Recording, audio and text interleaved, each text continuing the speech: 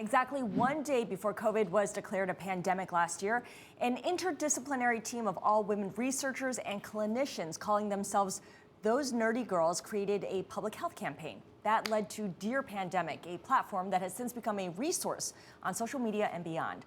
Lindsey Leininger, a clinical professor at the Tuck School of Business at Dartmouth and one of the original Nerdy Girls, joins me now to discuss. Lindsey, so great to speak with you. I read that Dear Pandemic is a riff on the old Dear Abby advice columns. So could you start us off by explaining to us the range of advice that you and your fellow nerdy girls offer to your 8,000 Twitter followers and your 82,000 Facebook followers? Thanks so much for having me, Scarlet. It's great to be here. And indeed, we answer questions of all shapes and sizes, whether they be what to make of the most recent efficacy news for vaccines, all the way to, do I still need to wipe down my groceries these days? The answer to the latter is no. Stop wiping down your groceries. And spare yourself some mental strain there. How did this whole thing get started? So right when the pandemic was first hitting the news waves here in America back in March of 2020, a few of us started posting on our personal Facebook pages because we were literally swamped with questions from our friends and family. We decided to join together some scientists who happen to know each other from our previous professional and personal circles and answer all of our friends and family's questions more efficiently on the page Dear Pandemic. So thus the education campaign was born, and the rest is history. We're now almost 20 all-female PhD, MD, DO scientists asking questions, and we're up to about 1,000 posts, if you can believe it.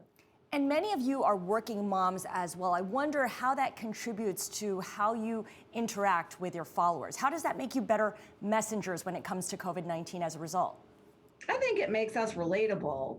I think we did a count at one point, we have 30 kids among our team. So we are living the crucible that is working motherhood right now during a pandemic. And really our whole mission is to help other people. So we lead with our humanity, and then we bring in our scientific chops after that. I can see how that makes you different from other sources such as the WHO or the CDC. Your followers are also mostly women as well, but also mainstream media organizations too, which is another part of your mission, which is to elevate the female expert voices. Talk about that side of what you do. Well, it has really become an honor and a privilege to be a standard bearer for women scientists fighting the pandemic on the front lines in the clinic, on the front lines in the information and misinformation warfare we see going on too. So it's been wonderful to hear comments from our community around how much it means to them to see public-facing female scientists keeping people informed, and it really is a privilege to do so.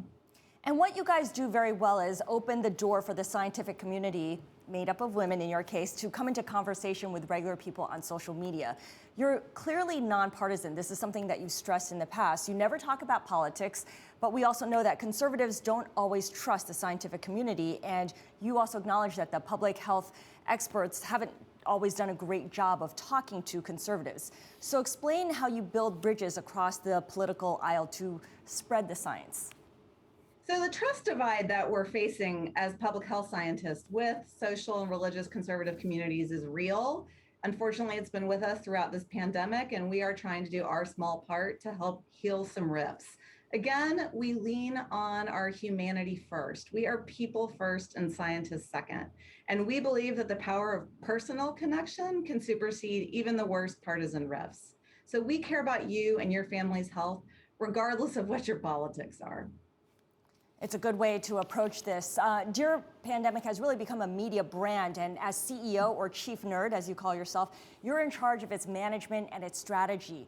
So tell me more about the recent funding that you got, Lindsey, to add content for minority audiences.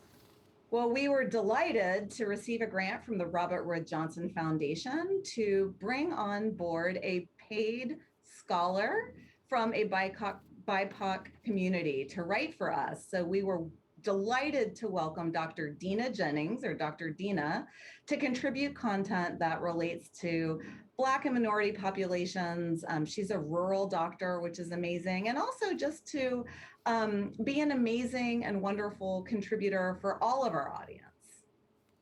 That's great to hear. It's something that we need to get more of. What will you do after the pandemic ends eventually? Will you pivot? Will you still be called Dear Pandemic?